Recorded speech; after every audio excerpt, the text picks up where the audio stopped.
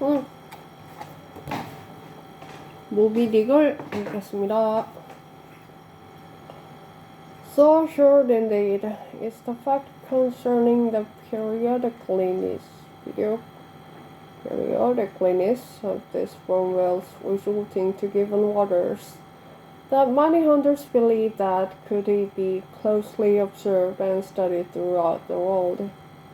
were the logs for one voyage of the entire whale fleet carefully collated, then the migrations of the sperm whales would be found to correspond in variability to those of the carrying shoals of the flights of swallows. On this hint, attempts have been made to construct elaborate migratory charts of the sperm whale. Besides, when making a passage from one feeding ground to another, the sperm whales, guided by some infallible instinct, say rather secret intelligence from the deity, mostly swim in veins, as they are called, continuing their way along a given ocean line with such undeviating exactitude that no ship ever sailed her course by any chart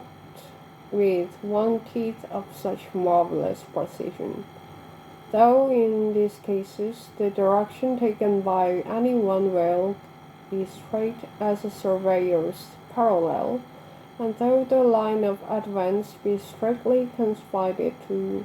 its own unavoidable straight wake, yet the arbitrary vein in which at these times this is said to swim generally embraces some few miles in width, more or less as the vein is presumed to expand or contract, but never exceeds the visual sweep from the whale ship's mastheads when circumspectly gliding along this magic zone. The sum is that at particular seasons within that breadth and along that path, migrating whales may with great confidence be looked for, and hence not only at substantiated times upon well-known separate feeding grounds could a hawk hope to encounter his prey, but in crossing the widest expanses of water between those grounds, he could, by his arts of place and time himself on his way, as even then not to be wholly without prospect of a meeting. There was a circumstance which at first sight seemed to entangle his hilarious but still methodical scheme, but not so in the reality perhaps. Though the gregarious sperm whales have their regular seasons for particular grounds, yet in general you cannot conclude that the herds which hunted such and such latitude or longitude this year, say, will turn out to be identically the same with those that were found there in the preceding season, though there are peculiar and unquestionable instances where the contrary of this has proved true. In general, the same remark, only within a less wide limit, applies to the solitaries and hermits among the matured, aged sperm whales, so that though Moby Dick had in a formal year been seen, for example, on which is called the Sechul Ground in the Indian Ocean, or Volcano Bay on the Japanese coast, yet it did not follow corresponding season. 아니나? Did not follow that were the picked to visit either of those spots at any subsequent corresponding season, should infallibly encounter him there. So too with some other feeding grounds, where he had at times revealed himself. But all this seemed only his casual stopping places on ocean inns, so to speak, not his places of prolonged abode, and where Ahab's chances of accomplishing his object had hitherto been spoken of. Allusion has only been made to whatever wayside antecedent extra prospect were his, ere of particulars at time or place were attained, when all possibilities would become probabilities, and as I have fondly thought, every possibility the next thing to certainty. That particulars at time and place were conjoined in the one technical phrase, the season on the line. For there and then, for several consecutive years, Moby Dick had been in its annual ground, loiters for a predicted interval at any one sign of the zodiac. There it was, too, that most of the deadly encounters with the white whale had taken place. There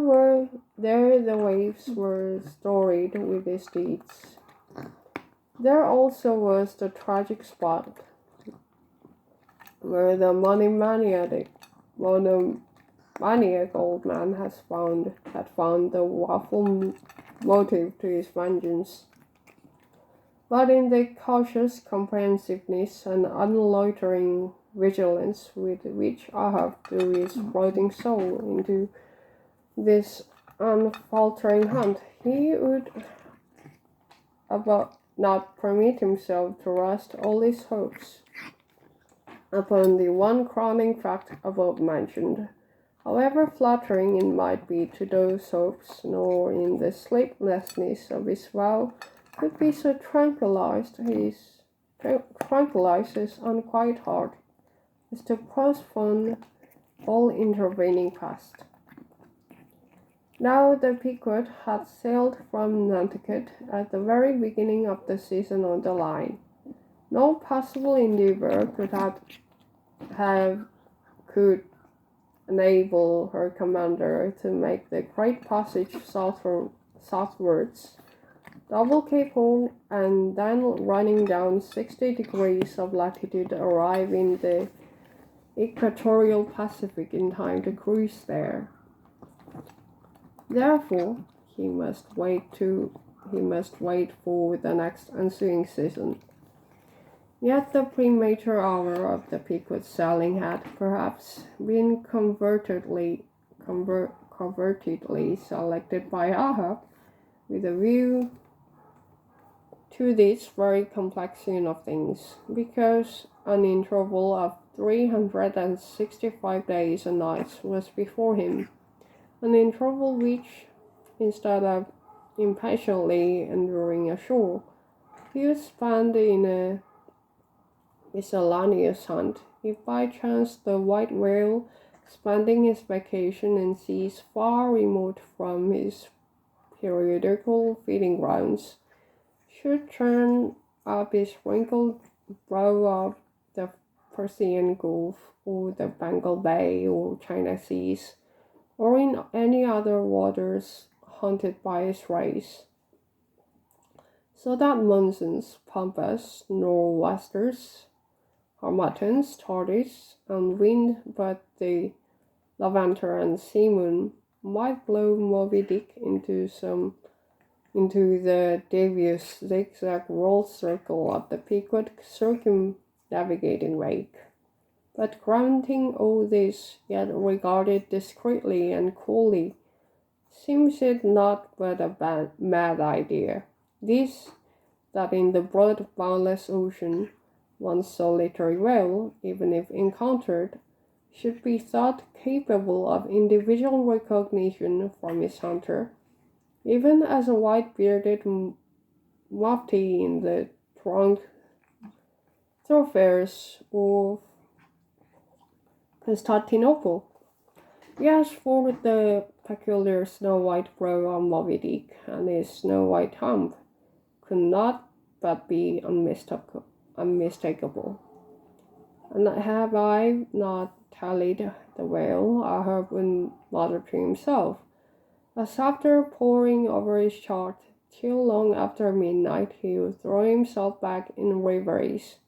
Tell it him, and should he escape? His broad fins are bored and scalloped out like a lost ship's ear, and here his mad mind would run on in a breathless race, till a weariness and faintness of pondering came over him, and in the open air of the deck he would seek to recover his strength. A god! What trances of torments does a man endure who is consumed with one unachieved revengeful desire? He sleeps with clenched hands and wakes with his own bloody nails in his palms. Often, when forced from his hammock by exhausting and intolerably vivid dreams of the night, which, resuming his own intense thoughts through the day, carried them on amid a clashing of branches, and whirled them round and round in his blazing brain, till the very throbbing of his life spot became insufferable anguish. And when, as was sometimes the case, these spiritual throes in him heaved his being off from his base, and a chasm seemed opening in him, from which forked flames and lightning shot up, and coursed fiends beckoned him to leap down among them. When this hell in himself yawned beneath him, a wild cry would be heard through the ship, and with glaring eyes Ahab would burst from his stateroom as though escaping from a bed that was on fire. Yet these, perhaps, instead of being the unsuppressible symptoms of some latent weakness or fright at his own resolve, were but the plainest tokens of its intensity. For at such times, crazy Ahab, the scheming and unappeasably steadfast hunter of the white whale, this Ahab that had gone to his hammock, was not the agent that so caused him to burst from it in horror again. The latter was the eternal, living principle or soul in him,